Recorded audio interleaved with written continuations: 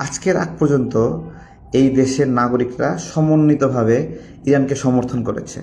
কিন্তু ডক্টর শফিকুর রহমান সাহেব যখন কাতারে যুক্তরাষ্ট্রের বিমান ঘাঁটিতে হামলার ঘটনায় নিন্দা জানিয়েছে, তখন থেকে আমাদের মুসলিম ভাইদের একটা অংশ শফিকুর রহমানকে অনুসরণ করে ইরানের নিন্দা জ্ঞাপন করা শুরু করেছে। জামাতে ইসলামের আমির কাতারে ইরান যখন যুক্তরাষ্ট্রের বিমান ঘাঁটিতে হামলা করল, সেই ঘটনায় নিন্দা জানিয়েছে।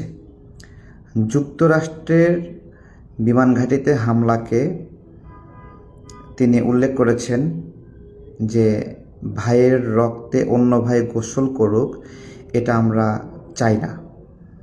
আমার প্রশ্ন হলো, যুক্তরাষ্ট্রের বিমান ঘাঁটি এখানে যে হামলা করেছে, এটা কিভাবে ভাইয়ের রক্তে অন্য ভাই গোসল?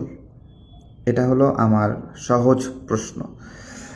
আমি আসলে কোনো বিকৃত তথ্য উপস্থাপন করতে চাইনি, তাই স্ক্রিনশটটি এখানে দিয়ে দিয়েছি। তাহলে কি মধ্যপ্রাচ্যে সর্বত্র যুদ্ধের দাবানল জ্বলে উঠছে?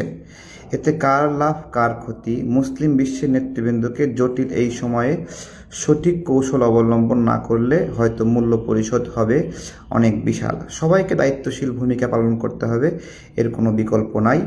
ভাইয়ের রক্তে অন্য ভাই গোসল করুক, এটা আমরা চাই না। আমার প্রশ্ন হলো যে আমেরিকাকে জামাতের আমির তিনি কি ভাই হিসেবে উপস্থাপন করেছেন? ওনাকে এই জায়গাটা ক্লিয়ার করতে হবে। এক নম্বর বিষয়, দেখেন, ইরানকে আমরা 2 পয়সা দিয়ে সহযোগিতা করতে পারি নাই, ঠিক আছে? অস্ত্র দিয়ে সহযোগিতা করতে পারি নাই, তার জন্য যুদ্ধ করে সহযোগিতা করতে পারি নাই। আরে ভাই, অন্তত মতামত দিয়ে জনমত তৈরি করে এভাবে তো সহযোগিতা করতে পারি। মধ্যপ্রাচ্যের রাজারা, তারা আমেরিকার পুতুল রাজা, এটা আমরা জানি। সে জায়গা থেকে তারা ইরান যুক্তরাষ্ট্রের বিমান ঘাঁটিতে যে হামলা করেছে এই বিষয়ে নিন্দা জানিয়েছে। তো তারা যুক্তরাষ্ট্রের পুতুল, এটা বুঝলাম।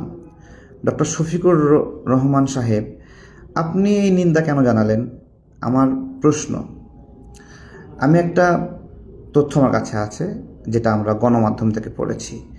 ইরান যুক্তরাষ্ট্রের বিমান ঘাঁটিতে হামলার আগে কাতার গভর্নমেন্টকে অবগত করেছে যে আপনারা আপনাদের লোকগুলোকে সরিয়ে নেন। ইরান যদি মুসলিম ভাইয়ের রক্ত নিতে চাইতো, তাহলে কাতার গভর্নমেন্টকে আগে থেকে সতর্ক করতো না, ঠিক আছে? আজকে একটা কথা বলি, আমেরিকা মধ্যপ্রাচ্য জুড়ে সৌদি আরব, কাতার, কুয়েত, ওমান সহ বিভিন্ন দেশে তাদের বিমান ঘাঁটি স্থাপন করেছে, তাদের সামরিক ঘাঁটি স্থাপন করেছে। আচ্ছা, এই দেশগুলো আমেরিকার দাসত্ব এইভাবে মেনে নিল? ওদের দেশের ভিতরে আরেকটা দেশের সামরিক ঘাঁটি, এটাকে আমেরিকা শক্তি হিসেবে এই ঘাঁটিগুলো স্থাপন করেছিল। কিন্তু এই ঘাঁটিগুলোই যে আমেরিকার অ্যাকিলিস হিল মানে দুর্বল পয়েন্ট, এইটা কিন্তু দেখা গেছে। অর্থাৎ শুধুমাত্র এই বিমান ঘাঁটিতে হামলা করার পরেই কিন্তু যুক্তরাষ্ট্র, ট্রাম্প যুদ্ধবিরতির ঘোষণা দিয়েছে। তাহলে এই ছাড়া ইরানের কাছে আর কী অপশন ছিল আমি জানতে চাই। ইরান কি 1000 কিলোমিটার দূরে আমেরিকাতে গিয়ে হামলা করে আসবে? বা সেই এত দূর থেকে হামলা করা সম্ভব? নাকি ইরানের নিকটে ইরানকে হামলা করার জন্য যেই ঘাঁটিগুলো ব্যবহার করছে সেখানে গিয়ে হামলা করবে? এটা হলো আমার প্রশ্ন।